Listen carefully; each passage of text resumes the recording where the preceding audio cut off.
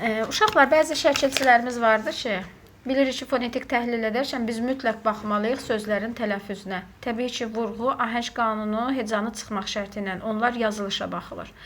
Amma qalanları isə fonetik təhlili əsasən biz deyilişə görə aparırıq. Və bəzi şəkilçilərimiz vardır ki, fərqli tələffüz olunmurlar. Məsələn, onlardan biri çar, keş və pas şəkilçisidir. Nə üçün fərqli tələffüz olunmurlar? Mənasını deyək. Çünki çar sözünün elə öz mənası iş deməkdir. Keş sözünün əsas mənası çəkən deməkdir. Pas sözünün əsas mənası isə bişirən deməkdir. Yəni biz bunu öz qarşılıqları ilə əvəz edə bilmərik. O zaman öz mənasını itirmiş olacaq. Məsələn, sənətkar deyirik. Sənətkar. Sənətkar nədir? Sənət işi görən adama deyirlər.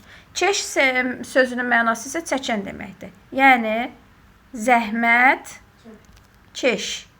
Yəni zəhmət çəkən adam. Pas sözünün mənası bişirən deməkdir. Aş, pas. Yəni aş bişirən mənasında. Ona görə də bu şəkilçilər heç bir zaman fərqli tələffüz olunmazlar. Yəni sənətcar olmaz, zəhmətkeş olmaz, aşbaz olmaz. Doğru formada elə yazıldığı kimidir.